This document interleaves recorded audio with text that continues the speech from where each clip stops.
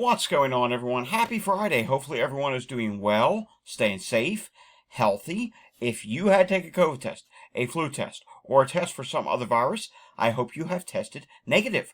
If you did test positive for any of the viruses, I hope you have a full and speedy recovery with no long-term issues and no long COVID issues. It is time now for the Friday edition of the Virus Update for Friday, May 16th, 2025. If you're new to my channel, welcome to my channel. This is where I do the daily virus update on all those viruses that can make us sick. There's a lot of viruses out there, and things are constantly changing with the viruses. There's always something brewing somewhere in the world. Right now, all eyes are on Asia, Puerto Rico, Australia, and a few other places as we wait to see what could potentially happen down the line here in the United States. So if you're new to my channel, subscribe down below, give this video a thumbs up, hit that notification bell, share this video with anyone you know, and of course, leave your comments down below. We have just a few news stories today, and then we are going to take a look at some new data from the CDC. We're also going to get to some state data today as well. I think we may do some of the things that we do over the weekend. We're going to look at New Jersey and Chicago today as well. But first, starting off on the international front, we're continuing to watch what happens over in Singapore, over in Hong Kong, and really across Asia, where we are seeing that COVID is starting to rise with that NB.1.8.1 variant. It is becoming problematic and causing a wave there. Will it eventually cause a wave here in the United States? Only time will tell. Right now, we are watching XFC variant, which is a thing here in the United States.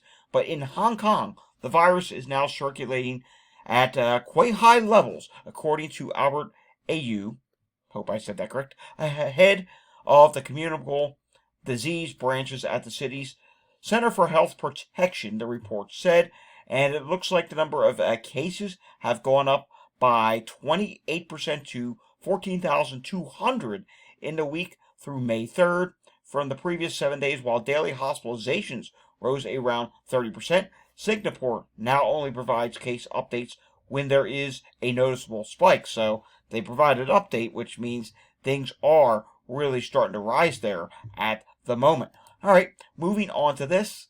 Yes, a gastrointestinal outbreak on a cruise ship. How many of these have I reported on since I started the channel? Far too many. Here's another one. This time nearly 25 guests. I believe it's 22 in total. Looks like this ship was taking off from Tokyo, and it was set to go through Japan and Alaska. It took off on April 26th, and it's supposed to arrive in Vancouver at some point. There are 666 guests on board. Oh, that's an unlucky number, 666 guests. And, well, their luck, being unlucky with that number, did strike a gastrointestinal outbreak on the Regent Seven Seas Cruises sailing that ended on Wednesday. Yeah, this is not going to be the last time we report on this, and this sounds like it was a rather long cruise. It started on, when did I say? Back April 26th. Today's May 16th, and, well, it didn't end on May 16th, but you get the idea here. Yeah, this is... I would like to say to these people, we told you so when you go on these outbreaks, but when you go on these ships, these outbreaks are going to happen, and I know for a fact on a lot of ships, especially the smaller ones, they don't have medical staff. Now, I don't know for certain if this ship had a medical staff. It does look like from this picture. If this picture is the actual ship, I don't know if it is. It says Seven Seas Mariner. I would like to hope there was at least someone with some medical training on there. Maybe a guest was on board who just happens to be a doctor. I don't know. But, yeah, these ships, they're risky when it comes to going on one of those ships. Lower fitness before infection raises the risk of long COVID, study finds. How about this? Now, we often hear various different things. There have actually been people who get plenty of exercise, who are fitness buffs. Maybe they run marathons, ride their bike a lot, that go on to develop long COVID. In fact, I know some people, they were perfectly fine. They did a lot of riding, and they went on to develop long-term issues and unfortunately passed from their condition. But yeah, this is rather interesting to hear that if you exercise less, it raises the risk of long COVID because, like I just said, there have been so many people that were perfectly healthy, perfectly fit, and yet they still went on to develop long COVID. But hey, maybe a little extra exercise would not hurt. Maybe even if it's just going for a walk each day or something. If you want to read this full study, I'll make sure it gets to the website, and I will make sure that I do post it on X, Blue Sky, and I'll probably post it over on the newer Facebook page as well, so you can read the full study. We're not going to read the full study here today because we do have a lot of things to get through, such as this.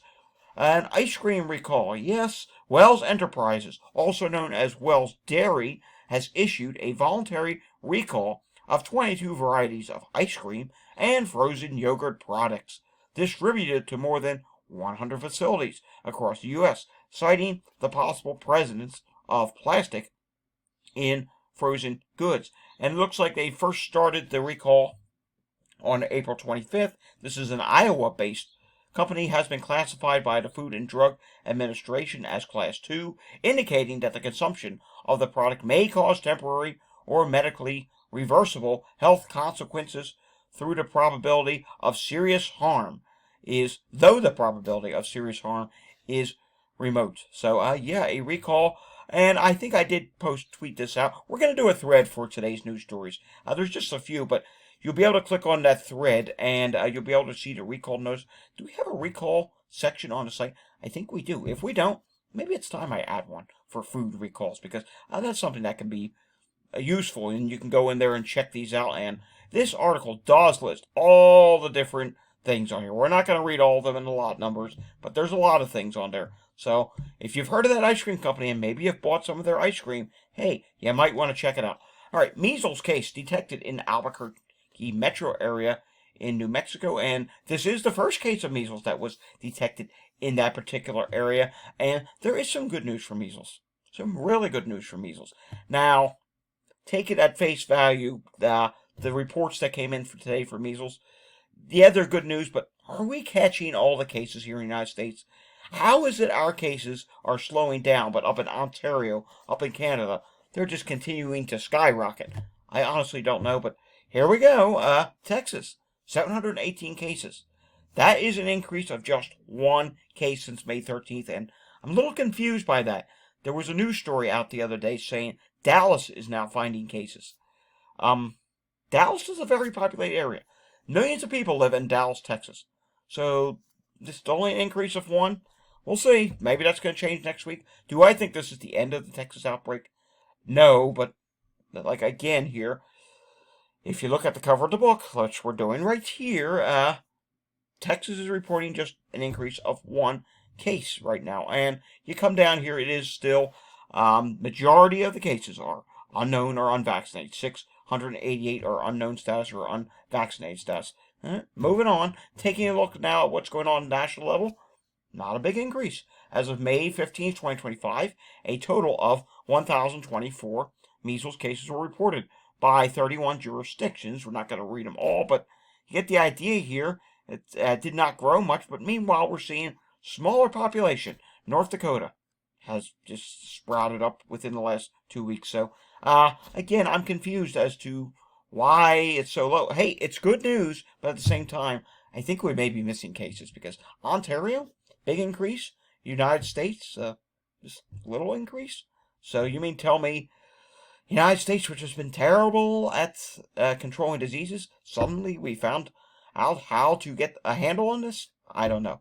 Stay tuned for the next few weeks. If this continues for a few more weeks, that would be a great sign. So stay tuned. All right, taking a look at the website here. Let me refresh it in case something new popped up. And nothing really important to talk about here. And let's just take a look down here. Do I have a section for outbreaks when it comes to recalls? I think we do here somewhere. Anywho, moving on. Taking a look at Canada. This is very good news. The viral activity level for COVID in Canada, low. Flu A, low. Flu B, low. RSV, low. That is fantastic news. And I want to take a look at something here. Mpox activity in Canada. Take a look down in Toronto.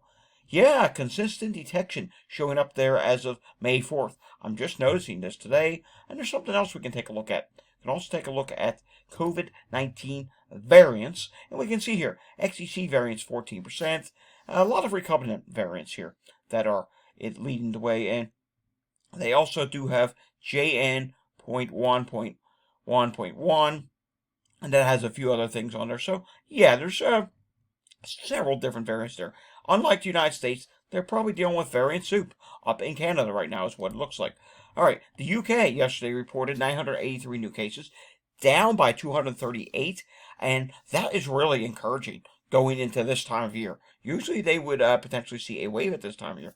Not seeing it right now. Could it be hidden by these tests? It's possible, but at the moment, I don't think so. Deaths did go up, though. 101, that's up by 40, or 65.6%. That is a sizable increase. Healthcare, 1,043 people in the hospital for COVID admitted. That's up by 35 at this time. And the positivity rate there does continue to drop. Let's take a look at something we did not look at in the UK for yesterday, and that is influenza. And let's take a look at that. It does look like the influenza positivity rate is going down 2.2%, down by 0.3% at this time.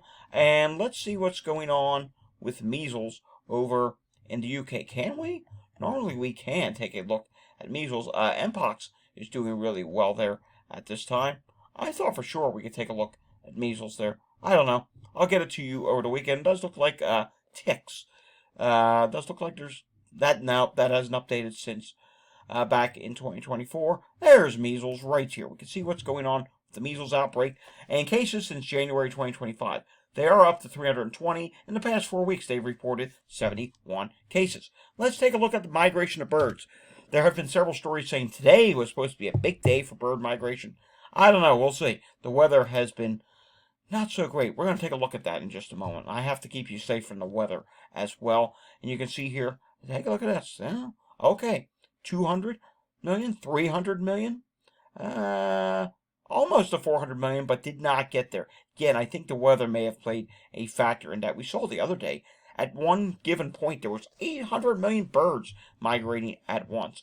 Remember, birds migrating could spread the risk of bird flu. I'll try and see if I can't find anything on bird flu for this weekend. Taking a look at what's going on with air quality today. There's a lot of bad areas with air quality. Yeah, east of that Mississippi River. Take a look at what's going on in Texas, Arkansas, and Oklahoma as well. And then in the east, yeah, air qualities are really bad. I'm really trying to limit my time outdoors today just because of the air quality. They got a little better here. We had some wicked thunderstorms move through, but still bad air quality. And speaking of thunderstorms, I got to keep you safe from that as well. There is a moderate risk of severe storms today across portions of Kentucky, extreme southwest Ohio, southern portions of Indiana, Illinois, Missouri, even portions of northern Tennessee, and portions of Arkansas. Now, for those who do not know, that means that your threat of severe storms today is pretty high, meaning you could have the threat of tornadoes, wind, and hail damage. And outside of that, it's a pretty big area for severe storms today. So please stay safe if you're in these areas, especially in the moderate risk area. There could be a strong, long-tracked tornadoes today that could be life-threatening. And even in the shell area, which is a slight risk, you can't rule out an isolated tornado or two. We had tornado warnings in New Jersey today, yes. And there was a tornado warning in Delaware, and there was just one in central Pennsylvania, just southeast of State College, Pennsylvania. So, yeah, please take these storms serious. If you go under a warning, head to your safe space immediately. And if you're in a car, please do not go under underpass. There's a lot of people that say, oh, if you go under underpass, you're safe. No, you're not. Okay? So, yeah, just take that serious. Moving on now to what's going on with heat-related illnesses, if we can. If this doesn't load, we'll just look at it tomorrow. It should eventually load. You know what? We'll skip over it until tomorrow because it's just going to spin in circles. That's what it's been doing for me. I don't know why. Maybe I need to restart the computer. Taking a look here in Pinellas County, Florida. Yeah, we have quite a few calls right now. Several of them are listed as unknown problem. I don't know if that means they don't know the issue until they get to the patient. I honestly don't know what that means. Philadelphia. I keep looking, and I keep seeing no update for today. Hopefully we get an update tomorrow. Taking a look at what's going on in the burbs, you may see a bunch of other things going on here. Burbs meaning just outside of Philadelphia. Again, we had some bad storms here. 17 total EMS incidents. That's a lot of calls for 4:38 on a Friday afternoon, taking a look at what's going on in Chester County. We see just a few calls going on there at this time. Taking a look at what's going on with the hospital situation, we do see some yellows showing up, which means emergency departments on divert, or overcrowding, or behavior health issues. Taking a look at what is going on in New Jersey, as I refresh this, and let's see here. We do have a patient volume issue going on at Penn Medicine Princeton Medical Center. It says a full and total divert for 4 hours. So that is not a good thing whatsoever. In New York State today, 466 new COVID cases reported. Taking a look at what's going on with New York State hospitalizations, they went back up today. They were down to 385, now they're back up to 401. And taking a look at the New Jersey report, we should have done this before in New York, but whatever. Emergency department visits and admissions continue to decrease for influenza and COVID-19. Recent COVID-19 and RSV hospitalizations have mostly been reported in persons 65 years and older, and it looks like they have had 5 fatalities for influenza from pediatric patients. And looks like also, hang on, we got to get this back to the left. We will get it. There we go. Looks like also test positivity remains elevated for several different things. Levels of COVID-19, influenza A, influenza B, and RSV in wastewater continue to decrease. LP.8.1 is the dominating variant in New Jersey, and it looks like there have not been as many outbreaks of respiratory viruses in schools at this time. Now moving on to Chicago, but before we do that, we have to do something we forget to do sometimes, and I really apologize about this. In fact, I think I'm going to eventually make a YouTube short on this. The hydration break. Very important to keep yourself hydrated.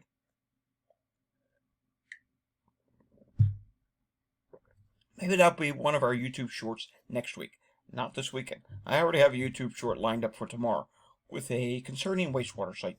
You'll see that over the weekend. Chicago. Influenza emergency department visits are low. RSV and COVID are minimal. Influenza positivity is at 1.7%. RSV positivity is at 0.2%. COVID-19, 1.8%. Influenza A activity is low. RSV is minimal. COVID-19 is minimal at this time. Should we look at the CDC wastewater? Yeah, why not? Things are still low at this time. This map is still in really good shape. We'll investigate this map more over the weekend, but you do notice one thing here. It would appear to me there are more wastewater sites reporting this week, less gray ones. That's some fantastic news. Moving on now to the regional view, and I have set this up for the Midwest view. Midwest is the only region that's rising, and the Midwest right now is in the low category, but again, if you take a look at them all, everywhere else is fine. You can see National is okay, slowed down a little bit. Midwest is rising. The South at this time is dropping.